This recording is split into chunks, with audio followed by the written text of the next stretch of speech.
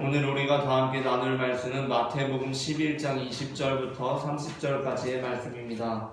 본문을 제가 한 절, 여러분이 한 절 교독하겠습니다. 예수께서 권능을 가장 많이 행하신 고을들이 회개하지 아니하므로 그때에 책망하시되 있을진저 고라시나 있을진저 벳세다야 너희에게 행한 모든 권능을 두어 시선에서 행하였더라면 그들이 벌써 배옷을 입고 제하나 회개하였으리라. 내가 너희에게 이르노니 심판날에 두로와 시돈이 너희보다 견디기 쉬우리라. 가버나움아 네가 하늘에까지 높아지겠느냐 음부에까지 낮아지리라. 내게 행한 모든 권능을 소돔에서 행하였더라면 그 성문까지 줬으리라. 내가 너희에게 이르노니 심판날에 소돔 땅이 너보다 견디기 쉬우리라 하시니라. 그때에 예수께서 대답하여 이르시되 천지의 주제이신 아버지여 이것을 지혜롭고 슬기에 깊은 자들에게는 숨기시고 어린아이들에게는 나타내심을 감사하리라. 옳소이다. 이렇게 된 것이 아버지의 뜻이니이다. 내 아버지께서 모든 것을 내게 주셨으니 아버지 위에는 남을 하는 자가 없고 아들과 또 아들의 손으로 계시를 받는 자 위에는 아버지를 아는 자가 없느니라. 수고하고 무거운 짐진 자들아 다 내게로 오라. 내가 너희를 쉬게 하리라. 나는 마음이 온유하고 겸손하니 나의 멍에를 메고 내게 배우라. 그리하면 너희 마음이 쉼을 얻으리니. 함께 읽겠습니다. 이는 내 멍에는 쉽고 내 짐은 가벼움이라 하시니라. 아멘. 이 시간 예배의 자리에 나오신 모든 성도님들 환영하고 축복합니다. 오늘 우리는 앞서 읽은 마태복음 11장 20절부터 30절까지의 본문으로 다 내게로 오라라는 제목의 말씀을 나누려고 합니다. 전해지는 말씀 가운데 하나님의 은혜가 있으시기를 바랍니다. 이번 본문 마태복음 11장 20절부터 24절에서 예수님께서는 권능을 가장 많이 행하신 고을들이 회개하지 않으므로 그 고을들에 대해서 책망하십니다. 20절부터 22절까지의 말씀을 다시 한번 여러분이 한번 교독하겠습니다. 예수께서 권능을 가장 많이 행하신 고을들이 회개하지 아니하므로 그때에 책망하시되 있을진저 고라시나 있을진저 벳세다야 너희에게 행한 모든 권능을 두루와 시선에서 행하였더라면 그들이 벌써 배옷을 입고 제하나 회개하였으리라.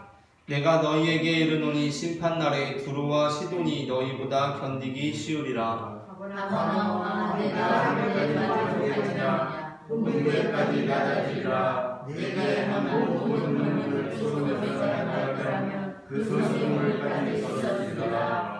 함께 읽겠습니다. 내가 너희에게 이르노니 심판날에 소돔 땅이 너보다 견디기 쉬우리라 하시니라. 아멘. 예수님께서 하신 말씀들 중에는 심판에 관한 것들이 있습니다. 심판은 예수님의 메시지들 중에서 사랑과 은혜와는 또 다른 결로서 매우 핵심적인 영역을 차지하고 있습니다. 그래서 사실 교회에 오래 다닌 사람이나 성경을 제법 읽어본 사람은 하나님께서 사랑과 은혜도 말씀하시고 심판과 공의도 말씀하시는 것이 사실은 대단히 이상해야 되는데 그게 그렇게 이상하게 여겨지지는 않습니다. 그냥 그러려니 합니다.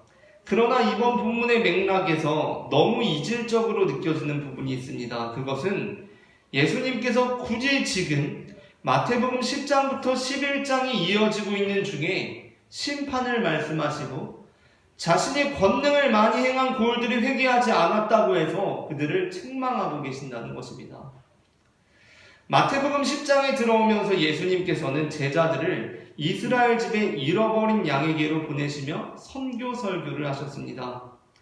그런데 그 선교 설교에서 매우 중요한 내용 중에 하나가 무엇입니까? 그것은 예수님께서 제자들을 보내시면서 어떤 성이나 마을에 들어가든지 그 집에 들어가면서 평안하기를 빌라는 것이었습니다. 설령 어느 집이나 성에 들어갔을 때 그 집이나 성에서 제자들을 받아들이지 않더라도, 영접하지 않더라도, 제자들의 말을 거부한다고 하더라도 예수님께서는 그곳을 심판하거나 정죄하지 말고 그냥 그 발에 먼지를 떨어버리고 너희들의 갈 길을 가라고 말씀하셨습니다. 마태복음 10장 12절부터 14절까지의 본문을 함께 읽겠습니다. 또 그 집에 들어가면서 평안하기를 빌라. 그 집이 이에 합당하면 너희 빈평안이 거기 임할 것이요 만일 합당하지 아니하면 그 평안이 너희에게 돌아올 것이니라. 누구든지 너희를 영접하지도 아니하고 너희 말을 듣지도 아니하거든 그 집이나 성에서 나가 내 발의 먼지를 떨어버리라. 아멘. 예수님께서 어떻게 말씀하십니까? 어느 성이나 마을에서 너희를 영접하지 않고 너희가 전하는 도를 받아들이지 않으면 그냥 그래도 그곳에 평안을 빌고 나와서 너희 발을 떨어버려라. 먼지를 떨어버려라. 그냥 너희의 길을 가라. 라고 말씀하십니다. 그런데 지금 그 본문이 계속 이어지고 있는 이 부분에서 예수님께서는 자신이 권능을 많이 행하신 고을들이 회개하지 않았다고 해서 그 고을들을 책망하고 계십니다. 그냥 예수님께서도 그 발의 먼지를 떨고 가셔야 될 것 같은데 심판을 선언하고 계십니다. 이 부분이 약간 이상한 부분입니다. 아니 분명 제자들에게는 너희를 영접하지 않고 너희 말을 듣지도 않는다고 하더라도 그냥 그 발의 먼지를 떨어버리고 심판하거나 정죄하는 데 힘쓰지 말고 너희 갈 길을 가라고 말씀하신 예수님께서 왜 자신은 권능을 많이 행하신 고을들이 회개하지 않았다고 해서 거기에 무려 4계절씩이나 심판을 선언하고 계신 것입니까? 이에 대해서 어떤 사람들은 예수님께서는 참 하나님이기도 하시지만 또한 참 인간이었기 때문에 본문에 예수님의 그런 인간적인 면이 잘 드러나 있다고 말하기도 합니다. 그러니까 그 말은 예수님께서 비록 제자들에게는 그렇게 말씀하셨지만 정작 자신에게 그러한 일이 벌어지니까 마음속에 끓어오르는 혈기를 참지 못하고 회개하지 않는 도시들을 책망하셨다는 것입니다. 그러나 그러한 주장은 예수님께서 참 인간이시지만 참 하나님이시라는 것을 간과하고 있습니다. 그리고 또한 예수님께서 참 인간이셨다고 해서 그 말씀이 예수님께서는 우리와 같은 평범한 사람들 또는 평균 이하의 사람들과 다를 바 없는 이해를 하고 있는 것입니다. 그리고 또한 예수님께서 참 인간이었다는 교리에 대한 역시 잘못하고 있는 것입니다. 간혹 예수님께서 참 인간이셨다고 해서 예수님께서 평범한 사람들 또는 평균 이하의 사람들과 다를 바 없는 사람이었다고 이해하는 경향이 있습니다. 그러니까 예수님께서 우리 인간과 똑같으셨다는 것이 우리처럼 감정에 치우쳐서 예수님께서 화도 내시고 피곤하면 짜증도 내시고 마음에 안 들면 원망이나 불평도 하시고 그랬을 것이라고 생각하는 것입니다. 하지만 그것은 예수님께서 참 인간이셨다고 하는 교리에 대한 오해입니다. 심지어 예수님이 아니라 그냥 다른 인류의 위대한 스승들이나 아니면 우리 시대에 일명 자기 분야에서 성공한 사람들이 있지 않습니까? 그러한 사람들도 평범한 사람들과 똑같이 생각하고 행동하며 살아가지는 않습니다. 그러니까 예수님께서 참 인간이셨다고 하는 것이 평범한 사람들과 똑같으셨다는 것이 아니라는 것입니다. 인류의 위대한 스승들이나 성공한 사람들조차 평범한 사람들과 똑같이 생각하고 행동하며 살아가지는 않습니다. 그러므로 예수님께서 참 인간이시라는 것은 우리는 다 타락한 인간이라는 주제와 함께 갑니다. 예수님께서 참 인간이시라는 것은 예수님께서 인간으로서 배도 고프셨다는 것입니다. 피곤하기도 하셨다는 것입니다. 그러나 그것이 타락한 우리처럼 배고프다고 해서 피곤하다고 해서 온갖 짜증과 신경질을 부린다는 것을 의미하는 것이 아닙니다. 예수님께서 참 인간이셨다는 것은 하나님의 뜻이 자신의 마음과 맞지 않을 때도 있었다는 것을 의미합니다. 그러나 그렇다고 해서 예수님께서 참 인간이시라는 것이 타락한 우리처럼 하나님의 뜻이 우리의 뜻과 맞지 않을 때 원망하고 불평했다는 것을 의미하는 것이 아닙니다. 그러므로 이 본문을 통해 우리는 예수님께서 참 인간으로서 가끔 그 혈기를 참지 못하고 화도 내셨다라고 이해할 수는 없는 것입니다. 그러한 면에서 우리는 예수님께서 이 말씀을 하시는 것이 본문에서 드러내놓고 말씀하고 있는 것처럼 단순히 권능을 많이 행하신 고을들이 회개하지 않았기 때문에 분개하신 것이라고 볼 수 없다는 것을 고려하며 이 말씀을 보아야 합니다. 왜냐하면 그렇게 예수님께서 단순히 권능을 많이 행하신 분들이 회개하지 않았기 때문에 이 말씀을 하셨다고 한다면, 예수님께서는 제자들에게는 그렇게 하지 말라고 하고 자신은 인간적인 혈기를 참지 못하고 자기가 하지 말라고 한 그 행동을 하는 우리와 똑같이 지극히 평범하고도 지극히 연약한 인간이 되고 말기 때문입니다. 2000년대 들어서면서 우리나라에서 제일 유명했던 개그 프로그램에서 오랜 기간 인기를 끌었던 코너 중에 달인이라는 코너가 있습니다. 그 코너에는 한 30년 동안 한 번도 화를 내지 않고 살아온 화내지 않기의 달인 울컥 선생님이 나옵니다. 이 선생님은 30년 동안 한 번도 화를 낸 적이 없습니다. 그 울컥 선생님이 나옵니다. 그리고 그는 30년 동안 나는 한 번도 화를 낸 적이 없다고 주장합니다. 그런데 그것이 어떻게 개그가 됩니까? 그 울컥 선생님이 거기에 나와서 사회자의 진행에 울컥하고 화를 내는 게 그게 개그입니다. 예수님께서는 선교 설교를 하시면서 제자들에게 평안하기를 빌라고 하십니다. 그런데 얼마 지나지 않아서 본인이 울컥하십니다. 이것을 예수님의 참 인간됨으로 이해한다면 그것은 예수님을 참 인간됨으로 이해하는 것이 아니라 예수님을 참 개그맨됨으로 이해하는 것입니다. 얼마나 웃긴 장면입니까? 자신이 울컥하지 말라고 해놓고서 본인이 울컥하고 계시니 말입니다. 예수님께서는 제자들을 보내시며 본인은 안 가시는 분이 아니라 제자들을 보내시며 스스로 가시는 분이십니다. 그러한 관점에서 볼 때 우리는 이 본문을 예수님의 어조보다도 그 내용을 면밀히 살펴볼 필요가 있습니다. 예수님께서 말씀하시는 내용이 어떻습니까? 예수님께서는 이번 본문에서 권능을 많이 행하신 골들, 곧 고라신, 벳세다, 가버나움을 책망하시며 단순히 화 있을진저 고라시나 화 있을진저 벳세다야 너희에게 심판이 있을지어다 라고 말씀하시지 않으셨습니다. 화 있을진저 가버나움아 너희에게 심판이 있을지어다 라고 말씀하시지 않으셨습니다. 본문에서 예수님께서는 반복적이고 의도적으로 사용하시는 표현이 있습니다. 그것이 무엇입니까? 그것은 기존의 대표적인 죄악의 고을, 악행의 고을들로 여겨지는 것들을 언급하시는 것이었습니다. 그곳이 바로 두로와 시돈 그리고 소돔입니다. 예수님께서는 그냥 화 있을진저 고라신과 벳세다야 너희에게 심판이 있을지어다, 가버나움아 너희에게 심판이 있을지어다 라고 말씀하시는 것이 아니라 이렇게 말씀하십니다.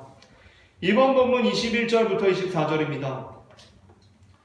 다 함께 이번 본문 21절부터 24절의 말씀을 함께 읽겠습니다. 화 있을진저 고라시나 화 있을진저 벳세다야 너희에게 행한 모든 권능을 두로와 시돈에서 행하였더라면 그들이 벌써 베옷을 입고 제에 앉아 회개하였으리라. 내가 너희에게 이르노니 심판날에 두로와 시돈이 너희보다 견디기 쉬우리라. 가버나움아 내가 하늘에까지 높아지겠느냐 음부에까지 낮아지리라. 내게 행한 모든 권능을 소돔에서 행하였더라면 그 성이 오늘까지 있었으리라. 내가 너희에게 이르노니 심판날에 소돔 땅이 너보다 견디기 쉬우리라 하시니라. 아멘.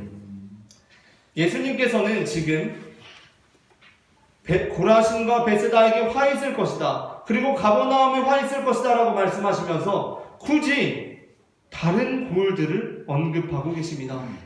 어디입니까? 두로와 시돈 그리고 소돔입니다. 굳이 이 고을들을 언급하고 계신 것입니다. 이 고을들을 언급하시면서 예수님께서 기대하시는 것이 무엇이겠습니까? 바로 두로와 시돈, 소돔이 이 말씀을 듣고 주님 앞에 나오게 되는 것입니다. 한 20대 청춘의 남녀가 서로 같이 영화를 보게 되었습니다. 영화에 아주 예쁜 영화배우가 송혜교나 김태희처럼 아주 예쁜 영화배우가 나옵니다.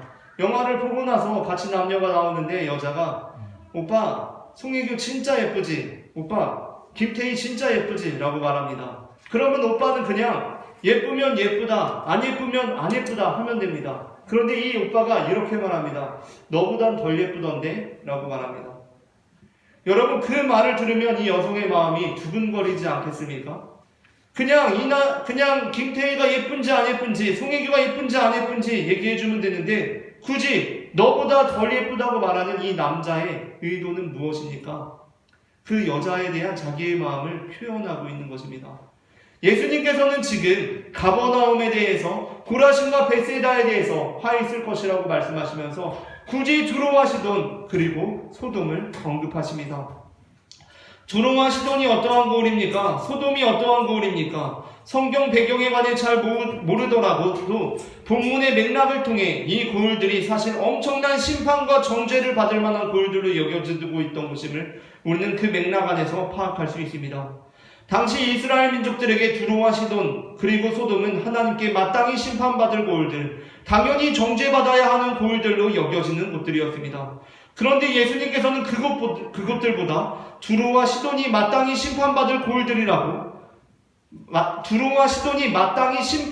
고을들이라고 여기는 고라신과 베세다야말로 심판을 면하기 어려운 곳이라고 말씀하십니다. 소돔이 심판받는 것은 당연하다고 생각하는 가버나움이야말로 심판을 면하기 어려울 것이라고 말씀하십니다. 바로 이것이 예수님께서 하시고자 하시는 말씀이었습니다. 그러니까 이 본문은 한편으로 예수님께서 말씀하신 산상수훈 마태복음 5장부터 7장의 말씀을 우리에게 다시 한번 상기시키고 있습니다. 예수님께서는 마태복음 5장 17절부터 32절에서 예수님께서는 자신이 온 것이 율법이나 선지자를 폐하러 온 것이 아니라 완전하게 하려 하심이라고 말씀하시며 이렇게 말씀하셨습니다. 21절부터 32절 말씀을 제가 한 절 여러분이 한 절 교독하겠습니다. 옛사람에게 말한 바 살인하지 말라. 누구든지 살인하면 심판을 받게 되리라 하였다는 것을 너희가 들었으나 나는 너희에게 이르노니 형제에게 노하는 자마다 심판을 받게 되고 형제를 대하여 말하는 자는 공유의 자리에 들어가게 되고 미련한 놈이라 하는 자는 지옥불에 들어가게 되리라. 그러므로 예물을 제단에 드리려다가 거기서 내 형제에게 원망 들을 만한 일이 있는 것이 생각나거든. 예물을 제단 앞에 두고 모여서 형제와 화목하고 그 후에 와서 예물을 드리라. 너를 고발하는 자와 함께 길에 있을 때에 급히 사화하라. 그 고발하는 자가 너를 재판관에게 내어주고 재판관이 옹리에게 내어주어 옥에 가둘까 염려하라. 진실로 너희에게 이르노니 네가 아무리라도 남는 이웃이 다 갚기 전에는 복을 먹어서 싸우고 있다리라. 또 가늠하지 말라 하였다는 것을 너희가 들었으나 나는 너희에게 이르노니 욕을 보고 여자를 부를 때마다 아버지에게 하나였느니라. 만일 내 오른 눈이 너로 실족하게 하거든 빼어내버리라. 내 백체 중 하나가 없어지고 온몸이 지옥에 던져지지 않는 것이 유익하며 또한 만일 내 오른손이 너로 실족하면 찢어내버려라. 내 백체 중 하나가 없어지고 몸이 지옥에 던져지지 않는 것이 유익하니라. 또 일러스되 누구든지 아내를 버리려거든 이혼 증서를 줄 것이라 하였으나 나는 너희에게 이르노니 누구든지 내 말로 없이 하려면 이는 그로 하나님을 누구든지 장가드는 자도 가늠함이니라. 아멘. 예수님께서 산상수훈에서 이렇게 말씀하신 이유가 무엇입니까? 이 본문의 핵심은 단순히 형제에게 노하는 그 행위, 형제에 대하여 라가라고 형제를 무시하는 말을 내뱉는 그 행위, 형제에게 미련한 놈이라고 하는 그 행위 자체에 있지 않습니다. 단순히 음욕을 품는 그 마음에 있지 않습니다. 단순히 이혼 증서를 주며 아내를 버리는 행위 자체에 있지 않습니다. 그렇다면 예수님께서 이 가르침을 통해 주시고자 하셨던 말씀이 무엇입니까? 그것은 나는 그저 형제에게 노하기만 했으니까, 나는 그저 무시하는 말을 좀 했을 뿐이니까, 나는 그냥 미련한 놈이라고 말한 정도의 수준이니까 나는 괜찮고, 나는 그냥 그 정도니까 괜찮고, 저기 사람을 죽인 사람은 하나님의 심판을 마땅히 당해야 하는 사람이라고 여기는 그 마음 상태에 관한 것입니다. 나는 그냥 음욕을 품었을 뿐이니까 괜찮고, 나는 그냥 나하고는 전혀 상관없이 제작된 성착취 동영상을 보며 음욕만 품었을 뿐이니까 나는 괜찮고, 척에 흠없는 여자들을 겁박해서 그 동영상을 제작한 저 사람들은 마땅히 심판을 당해야 하는 사람들이라고 여기는 그 마음 상태에 관한 것입니다. 이혼에 관해서는 물론 지금도 그렇지만 당시 여성이 극단적으로 차별당하던 시대상을 고려할 때 나는 적법하게 이혼 증서를 써주고 아내를 버린 거니까 난 괜찮고, 저기 이혼 증서도 안 써주고 아내를 버린 저 사람은 몹쓸 사람이네 라고 여기는 그 마음 상태에 관한 것입니다. 그러므로 그 말씀은 우리가 참 받아들이기 어렵지만 정말 그 복음을 받아들이는 것이 어려운 일인데 역설적이게도 그것이 바로 우리에게 복음이 된 그 메시지입니다. 그것은 사람을 죽여서 심판이 마땅하다고 여겨지는 자들에게 다시 한번 소망을 주는 말씀이었습니다. 진짜 음욕을 품은 것이 아니라 진짜 가늠해서 하나님의 정죄를 피할 길이 없다고 여겨지는 사람들에게 다시 한번 소망을 주는 말씀이었습니다. 이미 대단한 이혼 사유도 아닌데 이혼 증서도 써주지 않고 자기 아내를 내다버린 사람들에게 다시 한번 소망을 주는 말씀이었습니다. 이번 본문 역시 마찬가지입니다. 예수님께서 고라신을 책망하십니다. 벳세다를 책망하십니다. 가버나움을 책망하십니다. 그런데 그냥 책망하시는 것이 아니라 일부러 다른 고을들을 언급하십니다. 일부러 너보다 덜 예쁘다고 하십니다. 그 고을들은 어떠한 고을들입니까? 죄악과 악행, 더러움과 저급함의 대표 도시들 두로와 시돈 그리고 소돔이었습니다. 아마도 고라신이 벳세다가 가버나움이 생각하기로는 하나님의 심판과 정죄와 저주를 피할 길이 없을 것이라고 여겨지던 고을들이었습니다. 고라신이나 벳세다, 가버나움이 생각할 때는 두로와 시돈, 소돔은 하나님의 심판과 정죄와 저주를 피할 길이 없는 곳이라고 여겨지던 고을들이었습니다. 그런데 예수님께서는 차라리 두로와 시돈과 소돔이 고라신과 벳세다 그리고 가버나움보다 낫다고 말씀하십니다. 예수님께서는 차라리 두로와 시돈과 소돔이 하나님의 심판과 정죄와 저주를 피할 길이 없을 것이라고 여기는 고라신과 벳세다 그리고 가버나움보다 낫다고 말씀하십니다. 물론 이 말씀은 고라신과 벳세다, 가버나움에게는 가혹한 말씀입니다. 그냥 단순히 형제에게 몇 번 화 좀 내본 사람에게는 가혹한 말씀 아닙니까? 그냥 이성을 보고 좀 음탕한 생각 정도만 해본 사람에게는 지나친 말씀 아닙니까? 아니 당시 아내가 집안일을 좀 서투르기에 그래도 나름 이혼 증서까지 써주고 적법하게 아내를 버린 이들에게는 버리끼는 말씀 아닙니까? 그러나 그래서 나는 저 사람보다는 낫다라고 여기는 그 마음속의 우월주의를 직시하게 하는 송곳 같은 말씀이었습니다.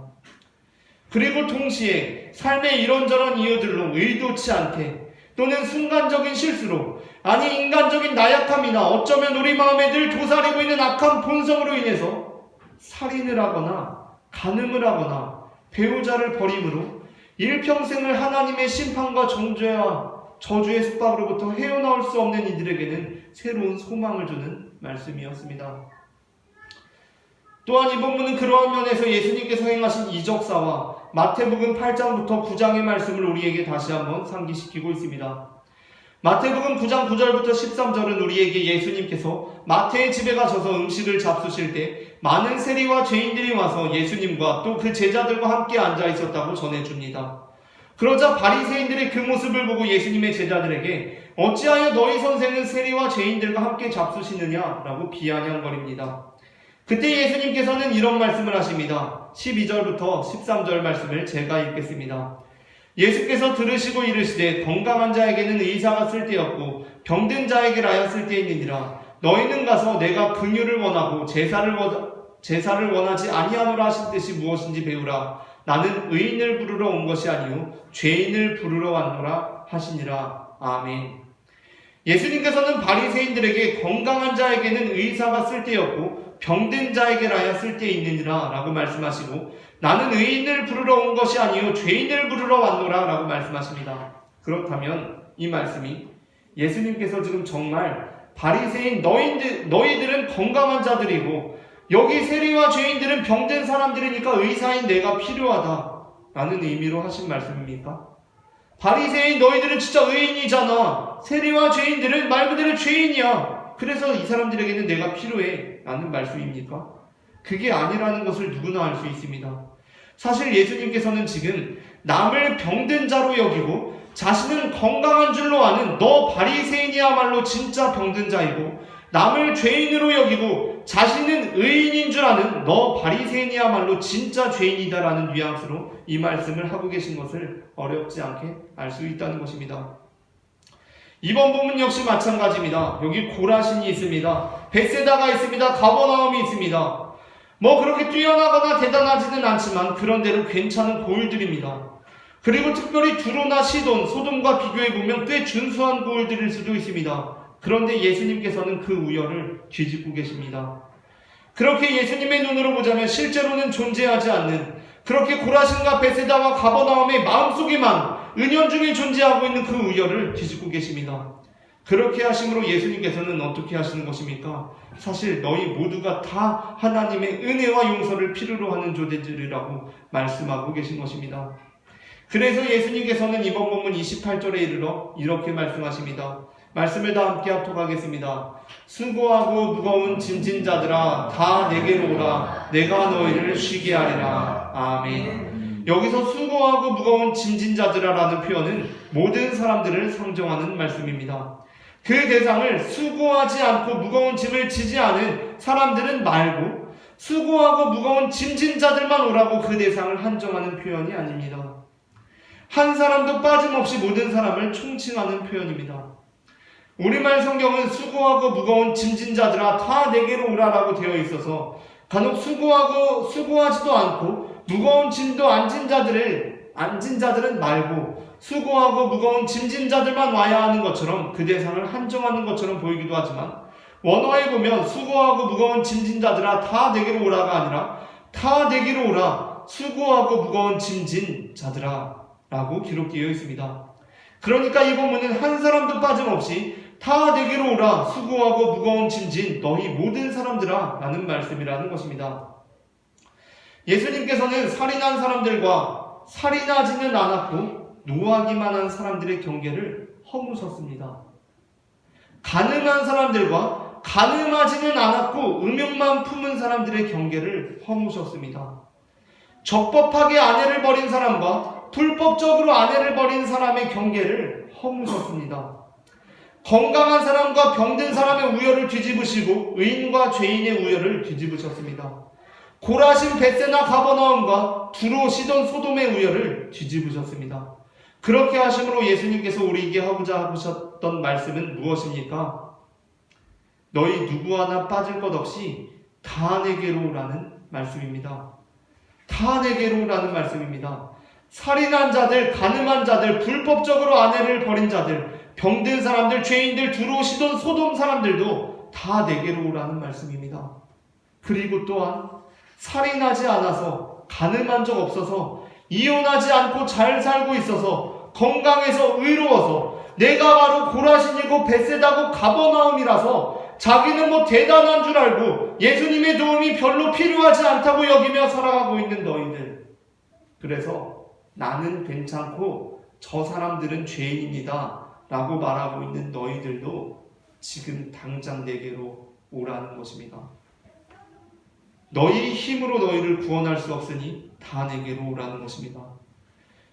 그렇다면 예수님께 부르심을 받은 우리가 고백할 것은 무엇입니까? 우리가 선포할 것은 무엇입니까? 그러니까 우리는 이 모든 것이 다 주님의 은혜라고 말할 수밖에 없다는 것입니다. 나는 두로와 시돈과 소돔 같지 않아서, 나는 고라신이고 벳세다고 가버나움이라서, 나는 살인한 적이 없어서 그냥 좀 막말만 한 것밖에 없어서, 나는 가늠한 적이 없어서 그냥 좀 음욕만 품은 정도밖에 없어서 그나마 좀 나은 것이 아니라 고라신과 벳세다와 가버나움인 우리 역시 두로와 시돈과 소돔과 마찬가지로 하나님의 은혜로 주님의 부르심을 받은 것입니다. 고린도전서 1장 24절부터 31절에서 사도 바울은 이렇게 고백합니다. 제가 한 절 여러분이 한 절 본문을 교독하겠습니다. 오직 부르심을 받은 자들에게는 유대인이나 헬라인이나 그리스도는 하나님의 능력이요 하나님의 지혜니라. 하나님의 어리석음이 사람보다 지혜롭고 하나님의 약하심이 사람보다 강하니라. 형제들아 너희를 부르심을 보라. 육체를 따라 지혜로운 자가 많지 아니하며 능한 자가 많지 아니하며 문벌 좋은 자가 많지 아니하도다. 그러나 하나님께서 세상에 미련한 것들을 택하사 지혜 있는 자를 부끄럽게 하려 하시고 세상에 악한 것들을 택하사 강한 것들을 부끄럽게 하려 하시며 하나님께서 세상에 세상의 천한 것들과 멸시받는 것들과 없는 것들을 택하사 있는 것들을 폐하려 하시나니 이는 아무 육체도 하나님 앞에서 자랑하지 못하게 하려 하십니다. 너희는 하나님으로부터 나서 그리스도 예수 안에 있고 예수는 하나님으로부터 나와서 우리에게 지혜와 의로움과 거룩함과 구원함이 되셨으니 기록된 바 사랑하는 자 주 안에서 자랑하라 함과 같게 하려 함이라. 아멘. 하나님께서는 이스라엘을 애굽으로부터 구출하실 때 살인자 모세를 부르셨습니다. 하나님께서는 이스라엘을 애굽으로부터 구출하실 때 살인자를 부르셨습니다. 또한 하나님께서는 이스라엘의 왕위를 가늠한 다윗을 통하여 이어가게 하십니다. 예수님 역시 굳이 세리마태를 제자로 부르셨습니다. 하나님께서 사람이 없어서 살인자를 부르셨겠습니까? 하나님께서 그 왕위를 이어갈 사람이 없으셔서 가늠한 다윗을 계속 세워두셨겠습니까? 예수님께서는 찾다 12명을 업으로만 채울 수는 없으셔서 세리까지 부르셨던 것입니까? 아닙니다. 찾고자 했다면 살인하지 않은 사람들을 얼마든지 찾을 수 있습니다. 찾고자 했다면 가늠하지 않은 사람으로 즉각 대체할 수 있습니다. 세리 말고 그냥 어부들로만 12명이 아니라 70명도 채울 수 있습니다. 그런데 하나님께서는, 예수님께서는 왜 세상에 미련한 것들, 약한 것들, 천한 것들, 우리가 멸시하는 그 사람들을 택한 것입니까? 사도 바울은 그 이유가 이는 아무 육체도 하나님 앞에서 자랑하지 못하게 하려 하심이라 라고 말씀하고 있습니다. 하나님께서는 왜 우리를 자녀로 삼으신 것입니까? 얘는 살인하지 않고 그냥 막말 정도만 했구나. 얘는 참 괜찮다. 얘는 가늠하지는 않고 그냥 음욕만 품었구나. 얘는 참 괜찮네. 라고 택한 것입니까? 그리고 하나님께서는 지금 우리가 죄인이라고 여기는 그 사람들이 살인했기 때문에, 간음했기 때문에 하나님께서도 그 사람을 정죄하고 계신 것입니까? 혹시 돌이킬 수 없는 너무나 큰 죄를 지어서 감히 하나님 앞에 나오지도 못하고 스스로를 심판과 정죄와 저주의 사슬에 묶어 살아가고 계십니까? 예수님께서는 이렇게 말씀하십니다. 다 내게로 오라. 그리고 또 하나님께, 예수님께 나아가는데 자신의 의로움과 자신의 우월함을 드러내며 나아가고 있습니까? 바리새인처럼 나는 저 세리와 같지 않음에 감사하면서, 나는 저 두루마 시돈과 소돔 같지 않음에 감사하면서 그렇게 그들을 정죄하면서 나의 의로움을 내세우며 나아가고 있습니까? 사도 바울은 이렇게 말씀합니다. 오직 부르심을 받은 자들에게는 유대인이나 헬라인이나 그리스도는 하나님의 능력이요 하나님의 지혜니라.